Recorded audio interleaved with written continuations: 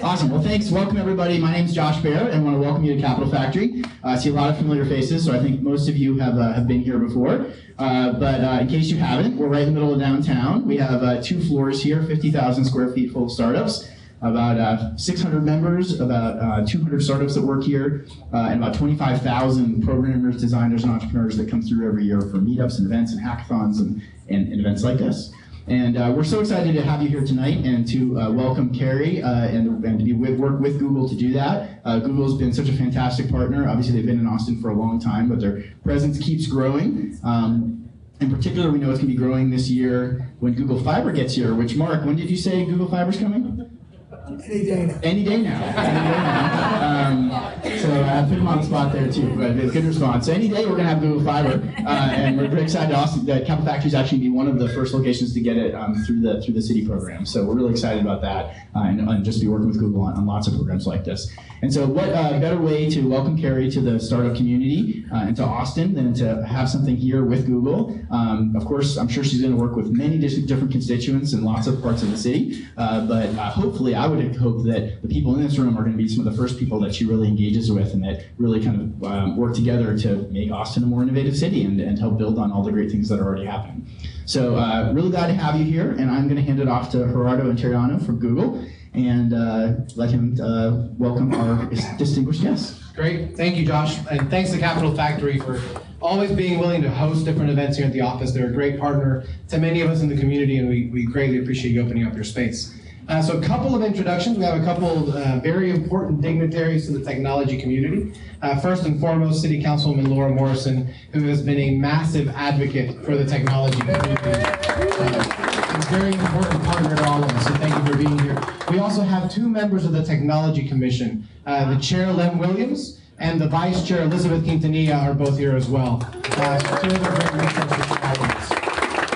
So today it's my pleasure to introduce Ray Arellano. He is the Assistant City Manager. He comes to us originally from San Diego, then to Tacoma. In Washington, he was Deputy City Manager and CIO in Tacoma and just moved to Austin about 6 months ago. So he will be introducing Kerry, and I'm sure he'll be another great resource for us going forward. So Ray, I'll hand it over to you. Thank you. Thank you, Gerardo. Again, on behalf of City Manager Ottmark, it's my pleasure to be here this afternoon. What a great place. This is my first time here, and the energy and the vibe that I feel certainly is very impressive, not only amongst yourselves, but to recognize our new addition to the team, Kerry O'Connor.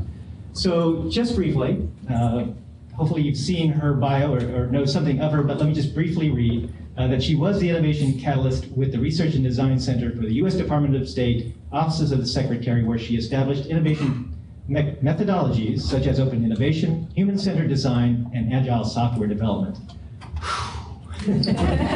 Hopefully those are just big words that says she knows how to interact with people and get the best out of them from their ideas. One of the things that really impressed us during the recruitment process is how articulate she was, the different ideas that she brought to the table, not only her own ideas, but the ability to get the ideas from other people who shared in the vision of what they were trying to accomplish. And hopefully that's what she's going to bring here to the city of Austin in this community. I know the city manager looks to her for innovation within the city organization itself, but also recognizes that we can't do it alone. Part of our service delivery model is really to interact with the citizens, with the community, in order to deliver those services and get what ideas you might have in order to do it better. And in that way, we can become best managed. And so without further ado, after setting a high expectation there, let me introduce Kerry O'Connor.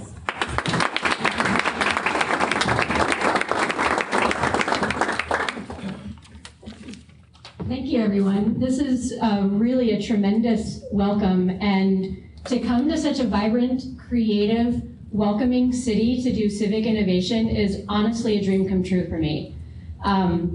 Washington does have a lot of hot air. But as a government professional, you know, the federal level is just so abstract and so far away and so far removed from folks, and here we get to really work on things where literally the rubber meets the road.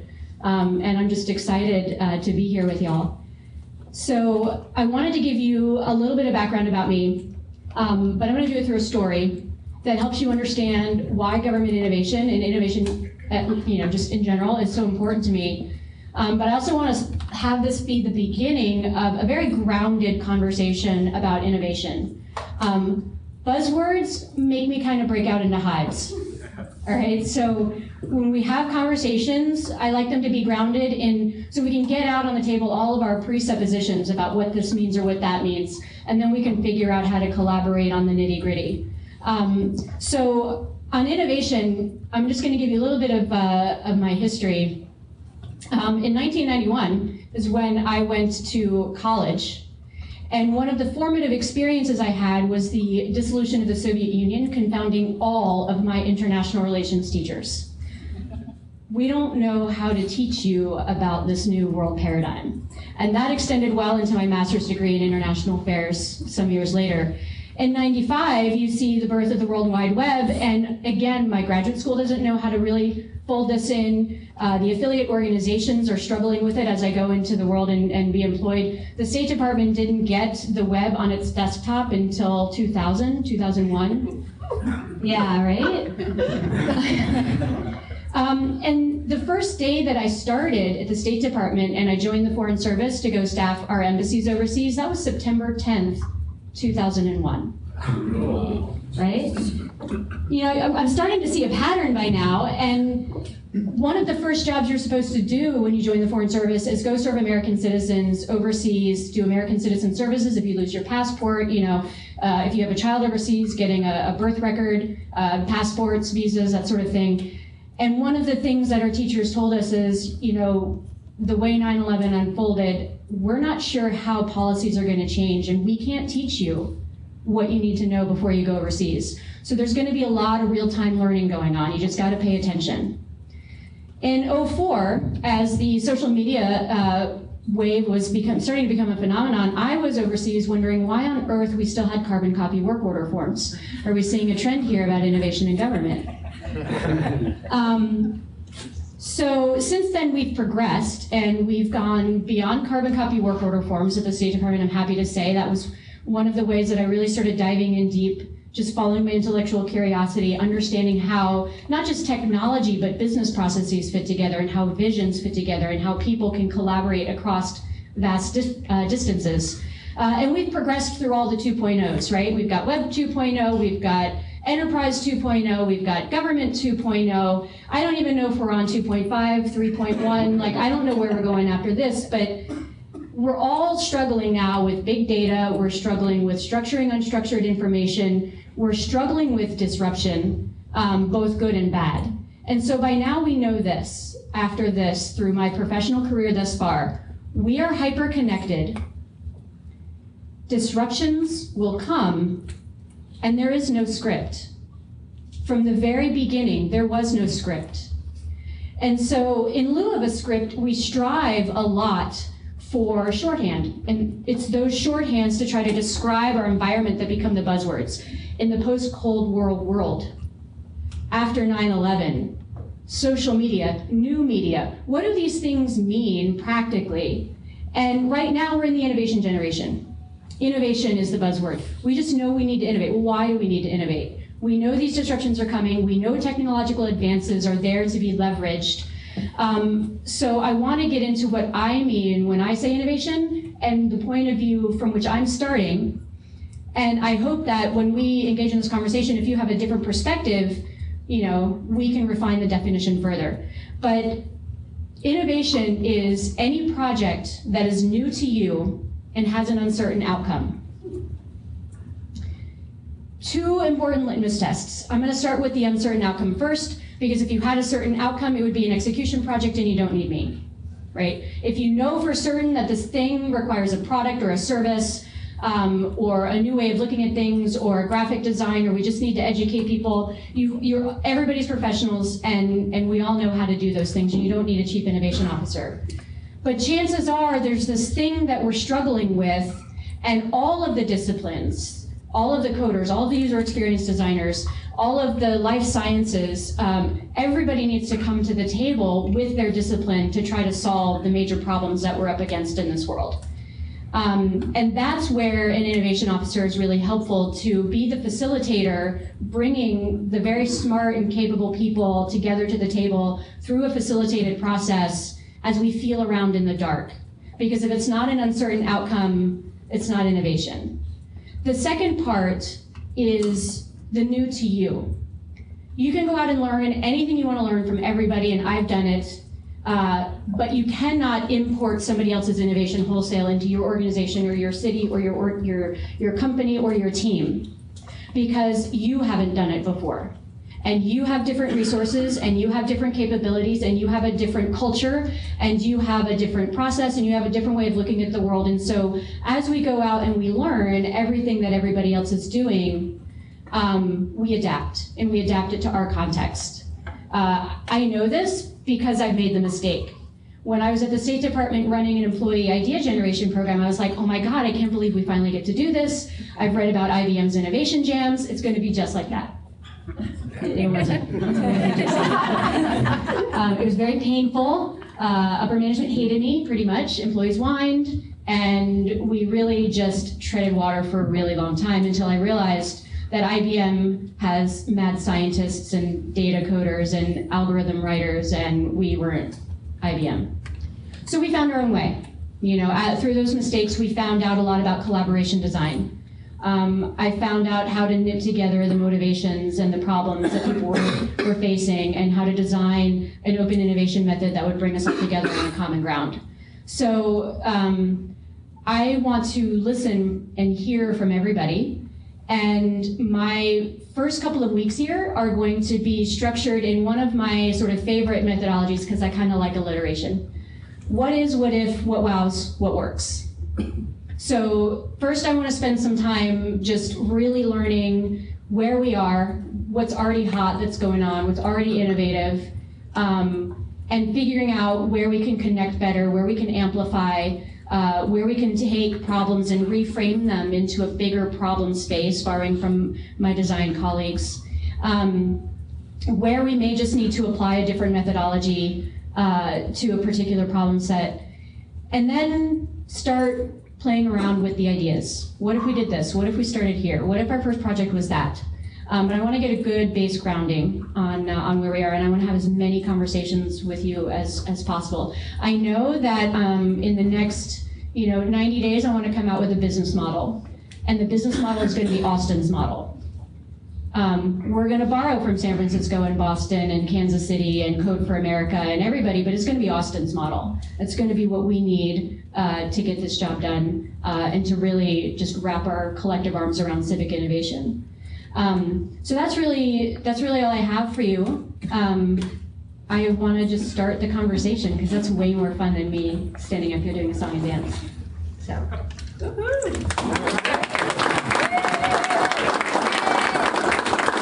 I also do rock,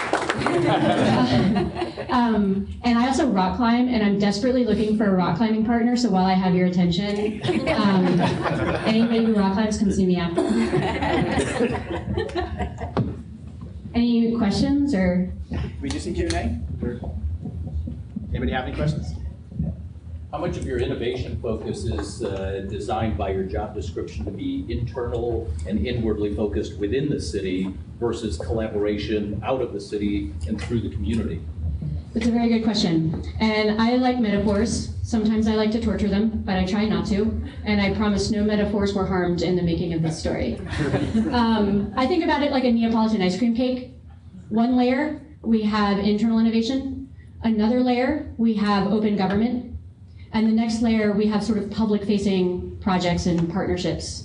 I don't know which size, I don't know if you guys like, chocolate more than strawberry, more than vanilla, although I understand Mexican vanilla is the way to go.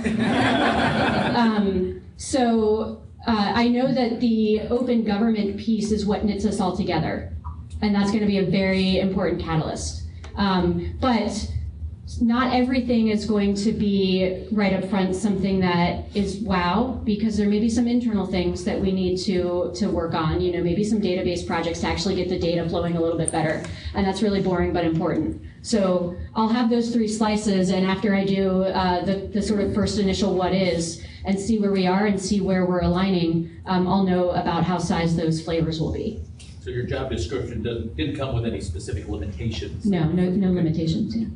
Uncertain outcome. I understand you've worked with cultures around the globe with different embassies and things, and I imagine that some of the principles of innovation are consistent across cultures, some are culturally specific.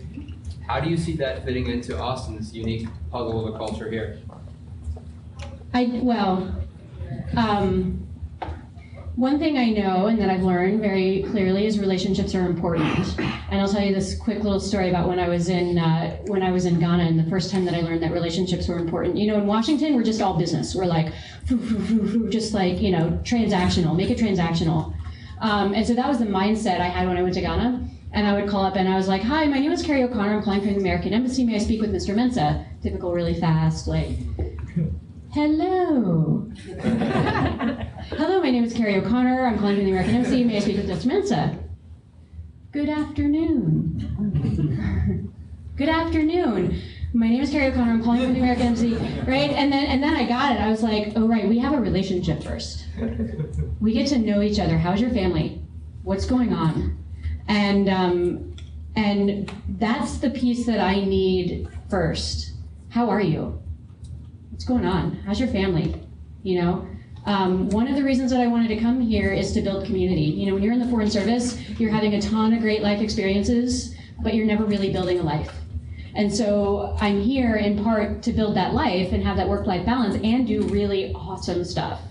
So the first step in both of those is building that community and really seeing where we are and what is, you know, Mexican vanilla look like. Hey, I'm Eric Bear, and I'm a partner here at Capital Factory. And welcome. Thank you. Thanks for coming. So I'm curious what success looks like. And if I said awesome sauce, would that be?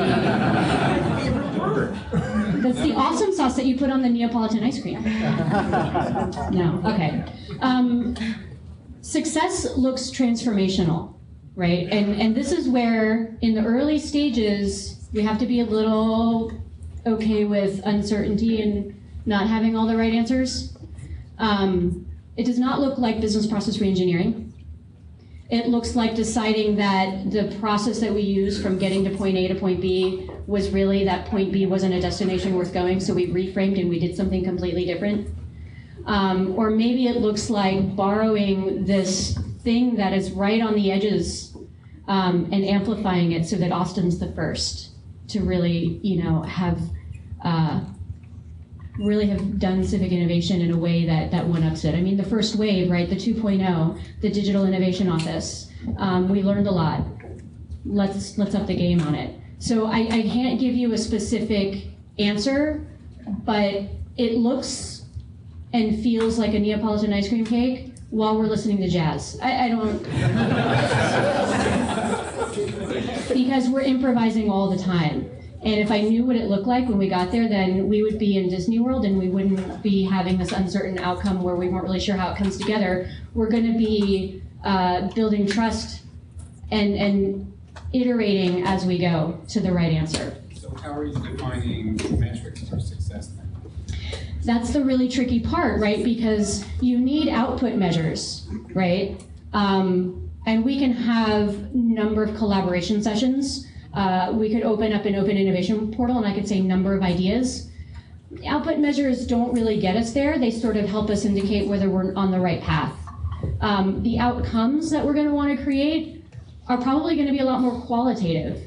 You know, if we build better relationships that ultimately lead to somebody unlocking an idea, would that be helpful? I think it would be. Can we measure it?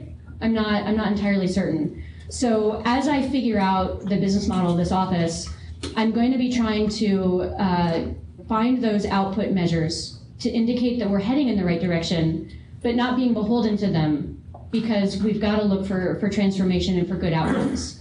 And I will take advice on that. It's not just cooking up ideas in my own head.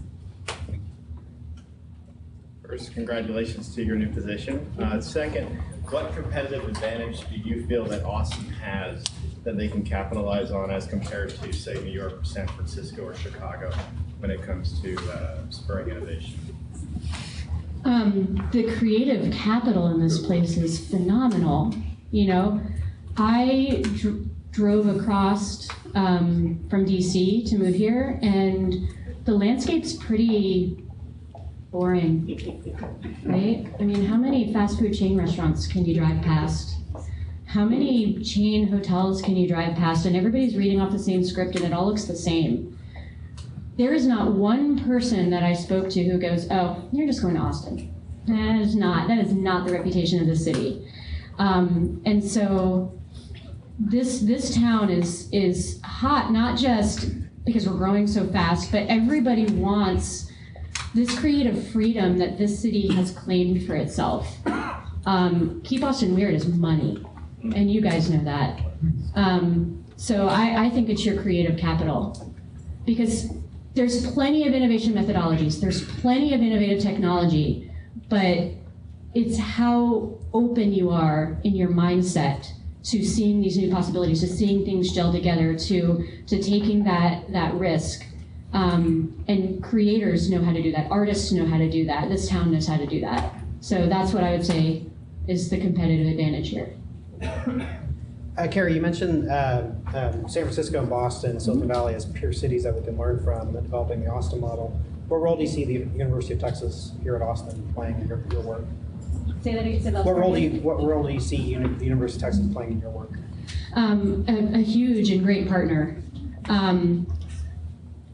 There's, so one of the reasons that organizations need an innovation office, right, is because ongoing operations, you just got to keep it going, right? You just got to keep this thing, from you just can't take time to out of your day job to just go do whatever and think big thoughts.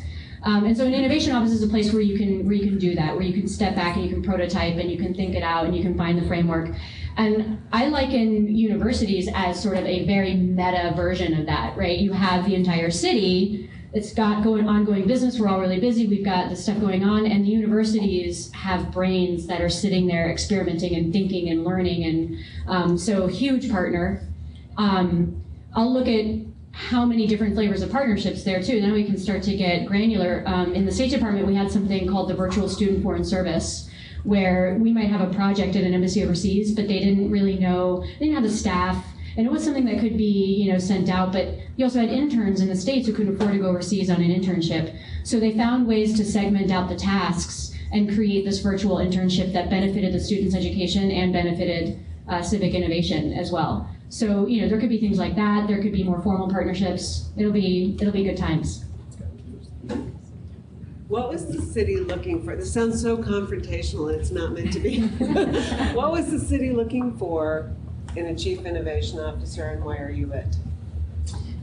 It's a very good question. So I homeschooled myself. I'm just gonna come right out and say it. I've been figuring stuff out since I realized people didn't have the answers. And for my teachers didn't, the state department, anyway.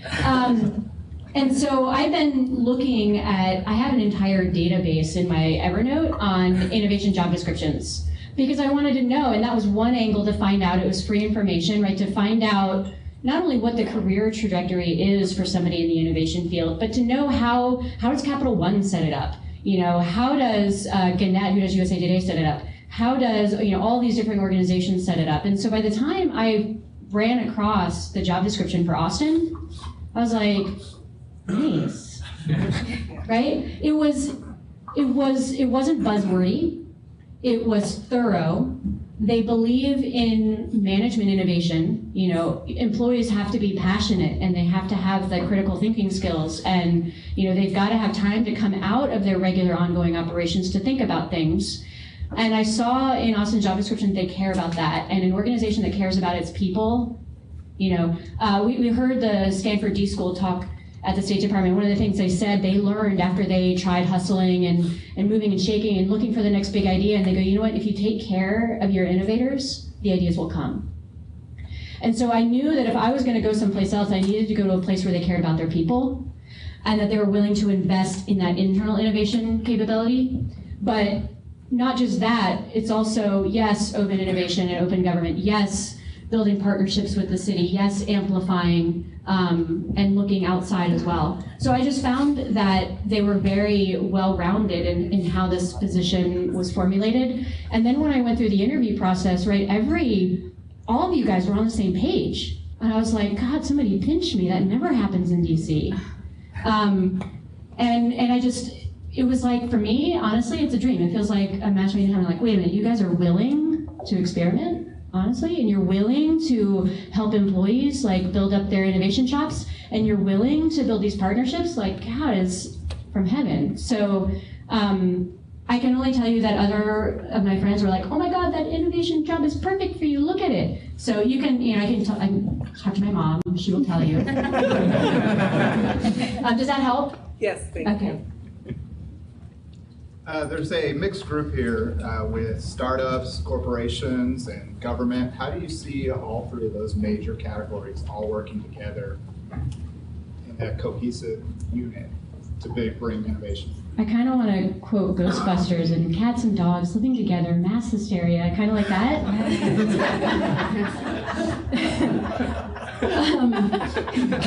Well, okay, for the startup folks, entrepreneurship is hard. I'm looking at Josh's shirt, and he helps people quit their jobs. If we all quit our jobs, like, there would be some disruption, and I'm sure we'd all figure it out, but some of us can't quit our jobs. Entrepreneurs need mentors, and there is a parallel journey with slightly more compression chambers inside an organization when you're trying to be entrepreneurial. One way I would love to see happening is for entrepreneurs to talk to entrepreneurs just about risk, just about taking the leap, just about building a business model. One of the things that I would love to see is taking the entrepreneur's business model canvas and apply it to government. Because one of the hardest things to do in government when you come up with an idea is figure out how to inject it back into ongoing operations. As taxpayers, we tolerate a lot less risk. So how do we prototype? You guys know how to prototype, right? And you have spaces for prototyping. So I think that there's a lot of lessons that you guys can bring into us inside of our organizations to learn from you, and we'll have to adapt, right? Because the revenue stream for a business is not quite the revenue stream for a city government. So we'll have to adapt some pieces, and maybe that's our first UT project, because that would be awesome. Is that helpful? In the back, because I feel like the back people don't. Hello. First, congratulations. Thank you. Second, are you familiar with the project called Wire, which is public transit by ski gondolas, and when can we have it? I am not, and let's get in the design lab. Rock design. I just want to add something to what Kerry said. That beautiful, I'm Laura Morrison on the council, and I'm so delighted that we got a rock star. I think everybody sort of gets that. Yeah. That wonderful job description took 1.5 years. It did. It was in 2012 in our budget that we okayed that I was like, we are going to have an innovation officer, and then it was 1.5 years before we could figure that out. It was our director of public works that finally figured it out, so that's what, and he's good. So all the questions about what will be the division and the interface between internal versus external, that's where a lot of the discussion and unknown was, and I feel like we've got exactly the right person to help us in that uncertainty, because there's a lot to be done.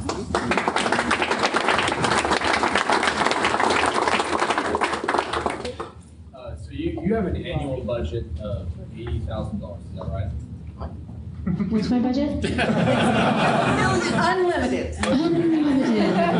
It means zero. No, it's not. It's unlimited in my dreams. No.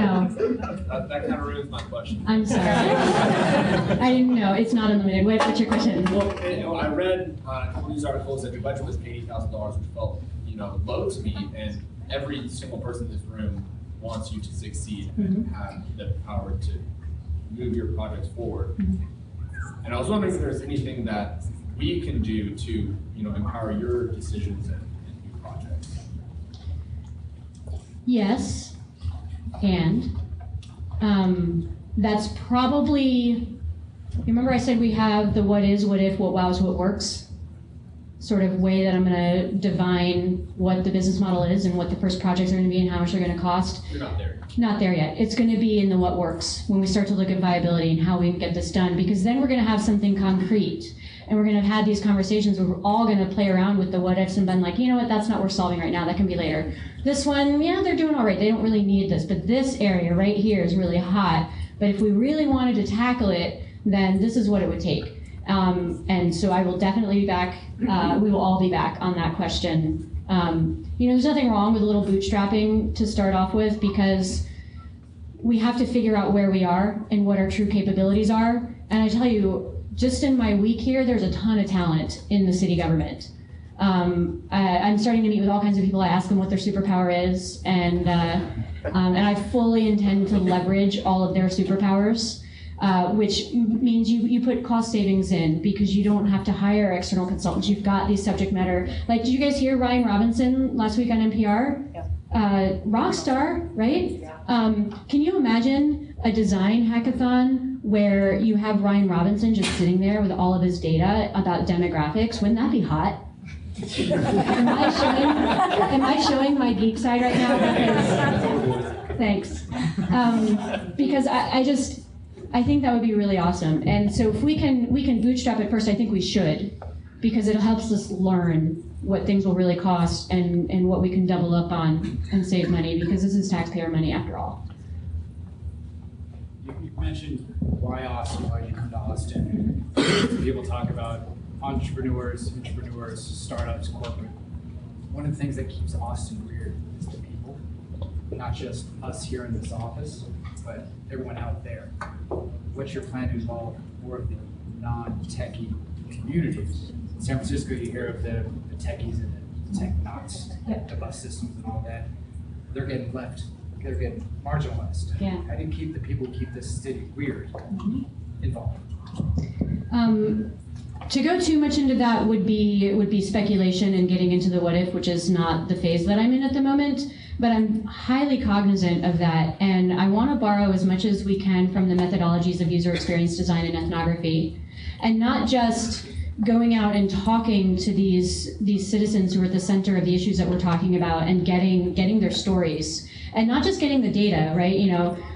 The demographics and the statistics are great, but you need the stories. You need to know their pain, and you need to know what it's like for them to go through what they're going through in order to really start to unlock some possibilities. So I think one way that we can draw the sides closer together is to borrow from one of the things that makes the tech sector great, which is a lot of the user experience design and ethnography that we do to make things intuitive and awesome. But not just going out and having these conversations, which are sort of, you can't do a whole lot of interviews, you have a volume problem, but to get, to borrow from, IDEO, who has, the human-centered design toolkit that people are just going out and using on their own, right? So neighborhoods can start using these methods on their own to say, this is what we want our neighborhood to be, this is what we value. And so there's an element of that and collaboration design. So can we pull something from open innovation to get everybody who's wired, but not just the ones who are in this room? And then can we do ethnography and meetings and engagement to get the folks who may not be wired or may not have time, but get them where they are? I don't want to speculate on ideas, because then people go, oh my God, she's going to do this, and I don't know that I'm going to do any of that yet. I just want to comment that during South by there was a panel entitled Austin City with a Soul. So part of it is about, why do people move here? Why do they stay here? How can we keep it like it is? People from the East Coast and West Coast want to know why we aren't like them. Well, that's because we are like we are, right? And so each of us in the room has a part in that, not just the technologists in the room, how you care for one another. Some people will say Barton Springs is the soul of the city, but be mindful of why you moved here and what are you adding to Austin's soul. And this is why I love improv, right? You just like dished up this awesome question, and Carol and I already had a conversation about the city's soul, because while I was not here for South by Southwest, I was following the tweets and I was like, oh, I wanted in that conversation about, the soul of Austin. And so Carol and I have already had lunch. I was like, I want to continue that conversation. Are there any designers, user experience designers, graphic designers in the group? Her conversation is our design goals, right? When we have that, we're designing for this. It's the city with a soul. And if we just continue to have those conversations and continue to refine our design goals, we know what we're aiming for. And then when we come up with an innovation or a process or a thing, we can go back to those design goals and say, does it hit these marks? Does it do what it said we wanted to do in order to keep Austin's soul?